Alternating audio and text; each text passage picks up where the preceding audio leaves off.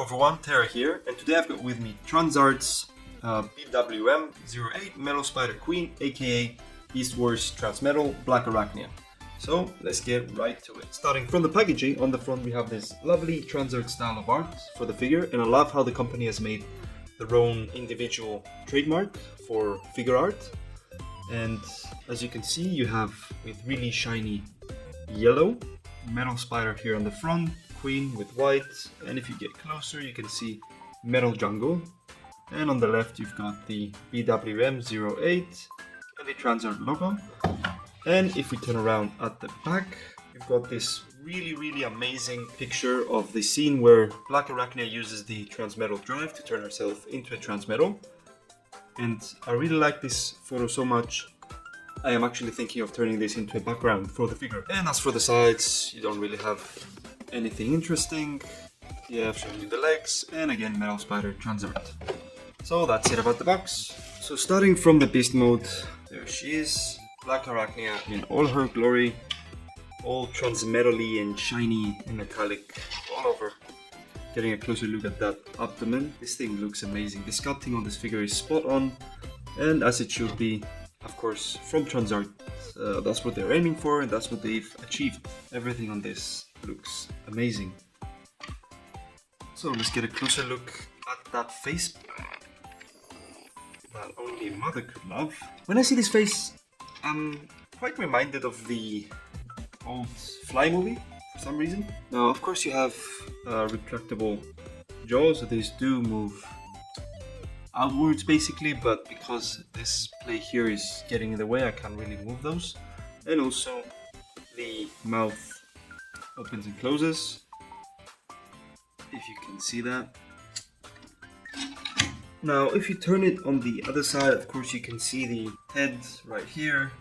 But other than that, you can't really tell much of the robot, which is quite nice. And I really like how, they've designed this to basically have this big piece which hides most of the rest of the body, which is quite cool, but as you will see in a moment, it's a bit of a parts former. So going on to the articulation, the front hands, the blades on the hands are on a hinge joint, which can be folded about 180 degrees. Then you have on the same hinge this middle finger here, which has just a bit of motion inwards, outwards, and then you have just one hinge here, but because the arms are on the other side, you can't really move them much.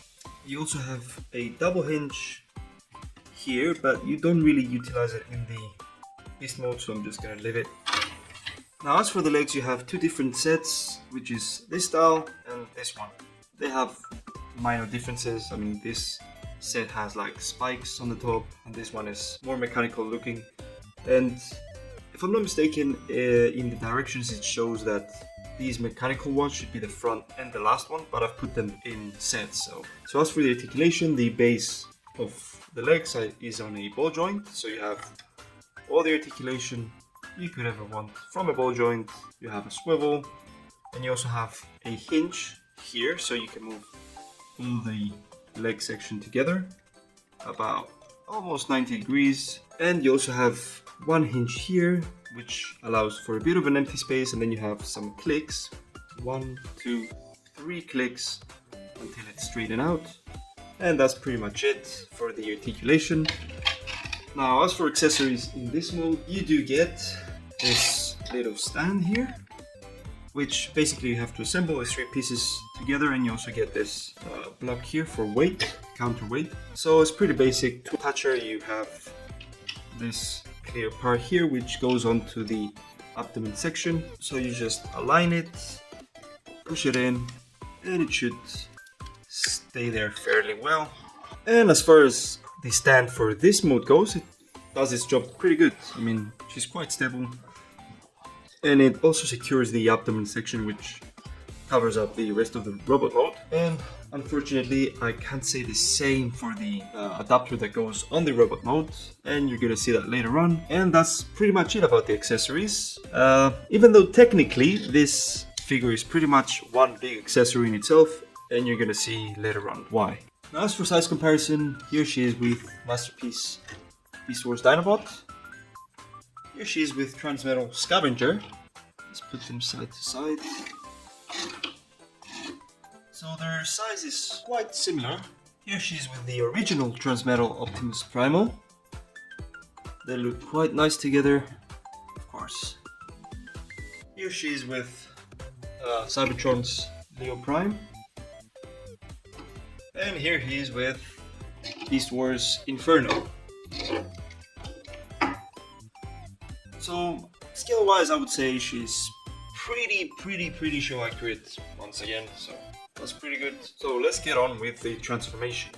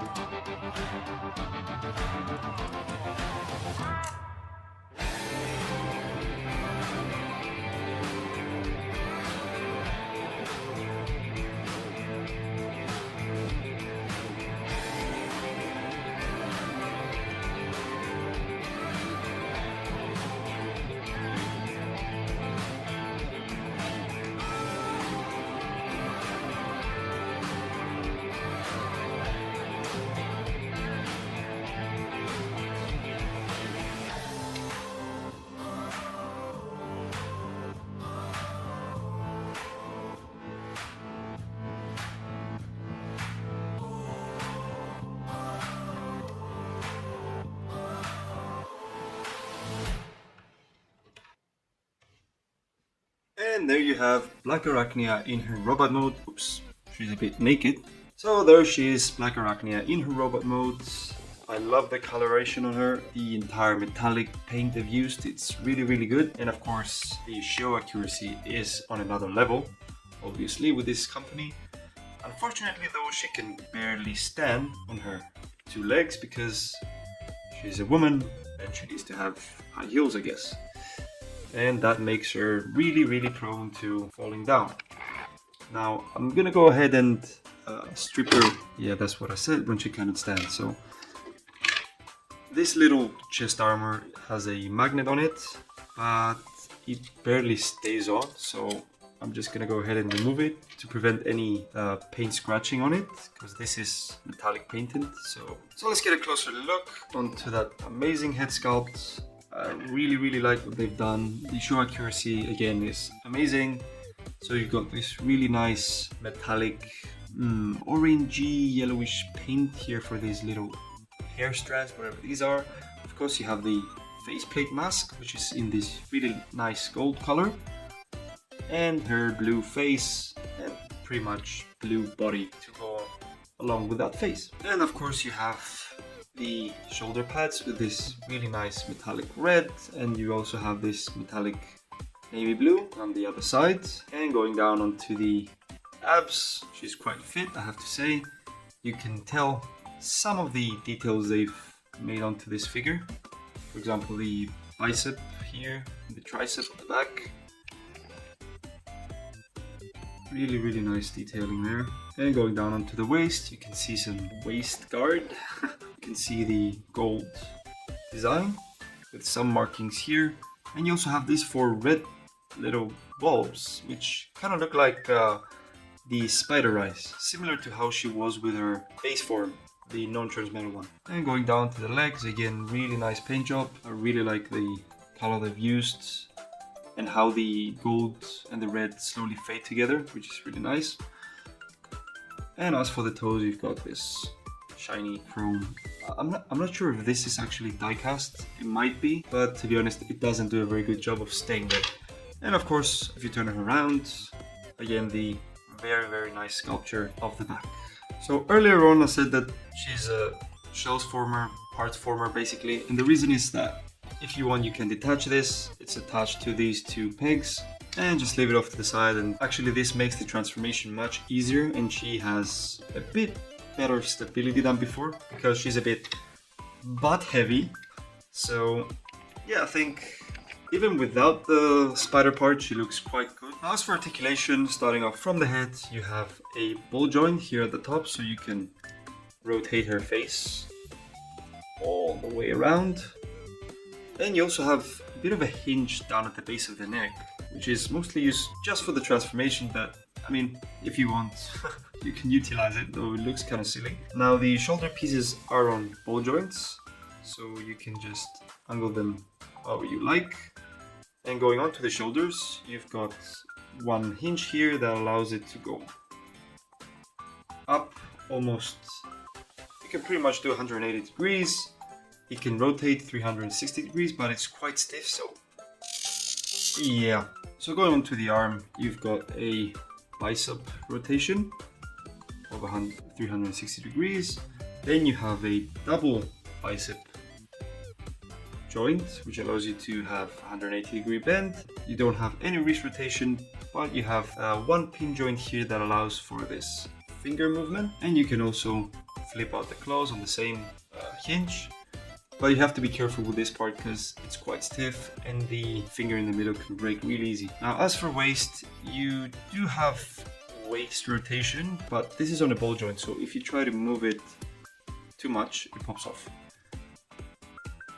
As for the legs, you can move them upwards that much. If you move it too far out, the double mechanism is used, so you kind of break the whole aesthetics of the figure.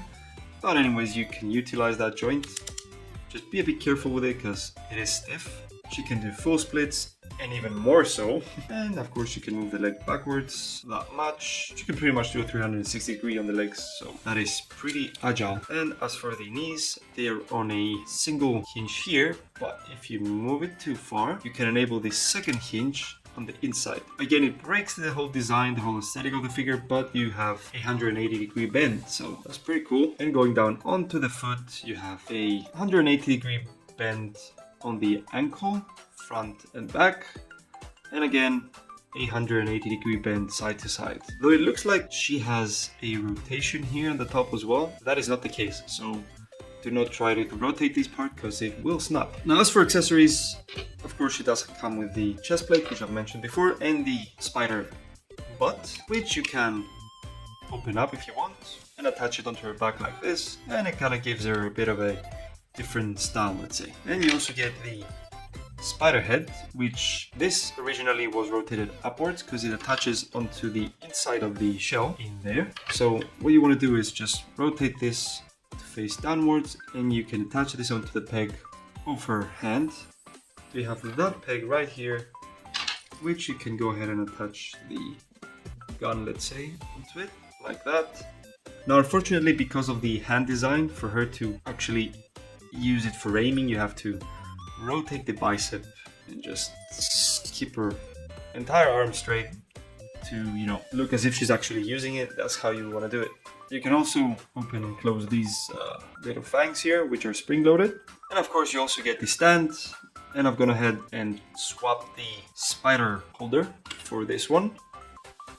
And this is a bit of a weird attachment. It doesn't really sit all that well onto the figure itself. So basically the instructions say you just have to like slide it back here somehow. This is probably the most ineffective stand attachment I've seen, but it kind of works, so I'm not going to complain much about it. And that's pretty much it for the accessories. Now as for size comparison, here she is with Lego's Venom, who pretty much towers over her. Here she is with Iron Factory's Primal Commander, who is a legend skill, I think. Here she is with Beast Wars Rampage. I think the skill's pretty good with the original Beast Wars series. So here she is with Transmetal Rat Trap, and again the scale looks really consistent with the old OG Beast Wars series. Here she is with her body Transmetal Tarantulas. She's just a bit larger than he is, but I'm hoping to get this one from the Transart company soon. And last but not least, here she is with Transmetal Optimus Primal. They're close enough on the size. I'm guessing this guy was made a bit small back in the day. Now to sum it up, I have to say that this figure has some really good qualities to it. Of course, the paint job and the show accuracy and the articulation, that's some really good points. She's a really show accurate figure. And you can pose her a lot if you manage to get her to stand, which because of the parts forming, she's a bit back heavy, but you of course have the option to remove that back part, which again, as I said, is a bit of a parts forming, but personally I don't mind it too much. So the three major issues that this figure has is, first of all, the paint. It looks like they've applied too much paint on this figure, and in turn makes this to be a bit of a hard moving figure in some joints. So the issue of excess paint combined together with the inconsistency of joint strength, let's say, results in an inconsistency in tolerances, which ultimately results in pieces breaking. So at the end of the day, this figure is basically just going to sit on a shelf, and I'm not going to be able to move it too much because I'm afraid more pieces are going to break. And for that reason, I'm going to give her a 2.5 out of 5. But of course, if you would like to get a Beast Wars Transmetal Blackarachnia, I would definitely recommend this. Unfortunately, I would not recommend it as a toy to play with. This is mostly for just display. Thank you all for watching. If you like this channel, please like and subscribe. Till next time, take care everyone. Goodbye.